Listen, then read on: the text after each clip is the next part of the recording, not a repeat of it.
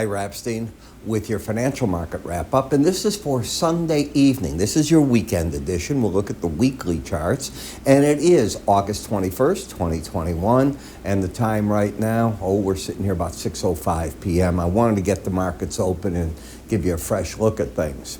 Now, the hard thing this week, it doesn't matter where you're at in the financial arena, is the noise of the week. Jackson Hole begins on Thursday, ends, I believe, on Saturday. At 9 in the morning Central Time on Friday, Fed Chair Powell gets to speak. I can't imagine he's anything but hawkish. He certainly won't tie himself into what they're going to do at the September 2021 FOMC meeting. I think what they'll do is they'll be data dependent. They have jobs data and CPI coming out well before then. That's what they'll gear on, and the market will take it in strides. We've had 275-point hikes. Could get a third. We'll see. I think it's all going to be data dependent. Then in the grain markets, the farmer, the Pro Tour kicks off. I was out today about 2 hours outside of Chicago, certainly corn and soybean country. The beans were certainly up to my knee.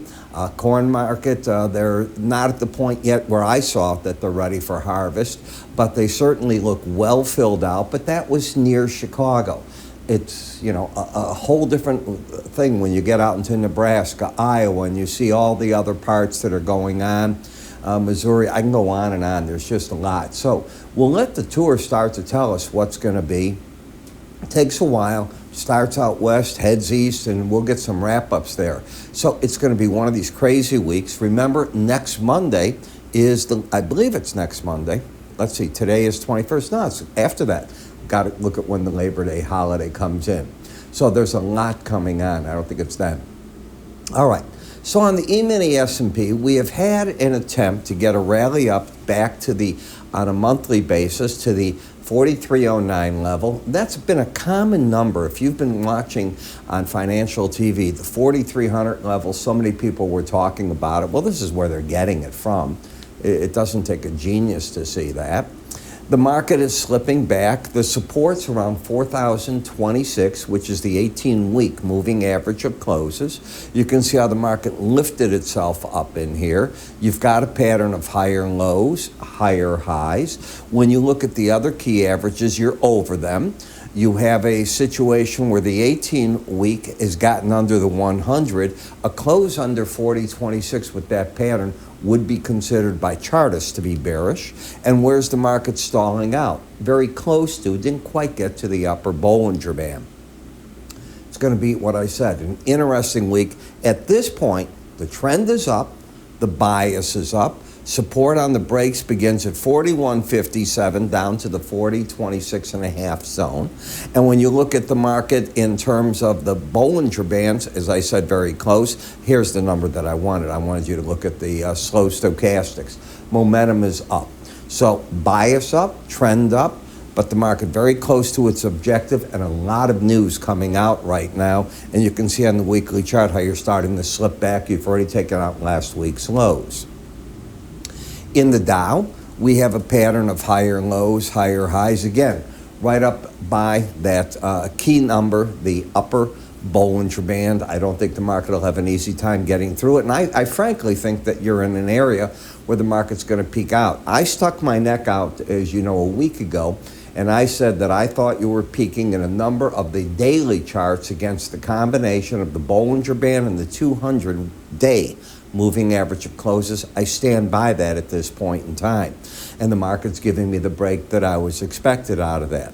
In the NASDAQ, it's the combination of the 100-week, the upper Bollinger Band. You hit it. You've had momentum up. The trend is up, but you've hit upside targets. So now, how do you get yourself positioned going into the Jackson Hole Symposium? A lot of traders will just say, I'm washing my hands of it. I want to see what everybody says. We're not even going to see out of the European Central Bank. They're not going to send Miss Lagarde. They're sending the number 2 person. We'll hear what she has to say on Saturday as she's on a bank panel. The head of the Bank of England will be there. We have a lot of the bigwigs coming in. In the Russell, you got to the upper Bollinger Band. You ran into a wall. Why? Because when you hit a Bollinger Band, 95% of the time the market will stay within the bands, 95%. The first time you hit a band and you're not embedded, it's often a zone that the market takes full money off the table. I teach this in my enhanced Bollinger Band course, how to recognize it, how to look at the different readings, and what you do with it. I think it's 11 chapters you will become with your master's degree in this if you follow what I teach there. And then you have another part to your trading tool, whether it's weekly or daily charts. In the bonds, you got up to the upper band and you got thrown back. Do you see how sideways the action is right here? You have a market that now wants to, I'm going to use the word churn, just spin here. Why would it go anywhere in front of this Jackson Hole meeting with all the central bankers there? It makes no sense that it tries to go one way or the other. The same in the 10-year notes. You've had your rally. The market's gotten up to the band. It backed off. These are under the 18-week moving average of closes, bias down, momentum down. And no, I don't think they're going to go into a downtrend either. I think they will go and see what the bankers have to say. In the dollar index, we have had on the weekly chart a consistent pattern of higher lows, higher highs that has hit the upper Bollinger Band and backed away. I would assume the same thing is going to hold true. So this is going to be one of these hard weeks of trading, because if you're looking to make something out of nothing till these bankers are done talking, you got yourself into a problem. We don't know what's going to be said, but I would assume that to a person, the bankers are going to say they're going to get ahead of inflation. Now, how they go and get ahead of it, well, that's going to be the differences between the banks. Are they data dependent? Not data dependent. Do they think their economies are on the verge of a recession, such as the Bank of England? What do they do about that? Do they push too hard on interest rates and tip it over? Do they back away from them? This is all very hard stuff. When we look at the eurocurrency, you have a higher high, lower low. So the rally that you had here has completely failed. The momentum didn't even get itself very much to the upside, and now it's right back down, but it's not a trend to the downside. When we look at the Canadian dollar, here too, you came off the lower band, and the first challenge is, past tense, of the 200-week moving average, had a bounce into the 18-week, and now you're slipping back void of trend. You have a lower low, higher high. That is not a trend either. In the Japanese yen, the interesting thing is, for the past month, what happened is the market did the Bank of Japan's work. The Bank of Japan didn't have to do a thing. The market took the yen and took it all the way back to the 18-week average, and suddenly all the air has come out of it in very fast order. It's gone away from this 76.96 back to 73.15. That's a big move. Happened like that, but without a trend. Just, in other words, a vertical move up, vertical move down. This is what I call summertime trading.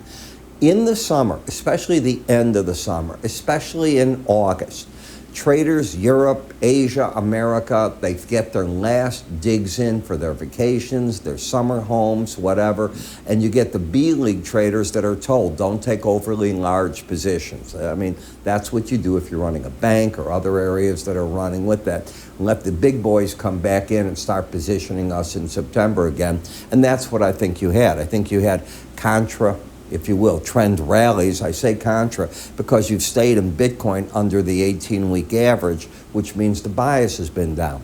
So yes, you had a rally, but now you've let go of it. Is it ready to go with the stock market to the downside? That's what everybody's watching. Will it happen? Your guess is as good as anyone else's. On the energy markets, here's the theme. Are the bankers going to tip the economies over and hurt oil demand, or does oil demand start coming back on its own? Would you argue the fact that you're in a bear trend, riding the lower Bollinger Band down? That's been bearish. The market's no longer up here in the 123s. Instead, it's at the 91.50 area. When we come to WTI, it is the same identical thing. Momentum down, bias down, paying attention to staying within the bands, but staying down. And why would the energies pick up off demand in front of the symposium in Jackson Hole? Afterwards, it's all bets off. That's when the action starts really happening. Gasoline, are you going to get that last surge? I don't know. Labor Day, you know, it's another, 10 days away or something. So we have to wait and see if that's going to come about. Right now, lower highs, lower lows, still bearish until you take out 311, let's call it 312. If you can hit 312, that ends this phase of the market. I don't know how high it can rally, but the resistance is back at 356. So you put it all together, you try to come up with something that might make sense for you, and that is what you try to get done.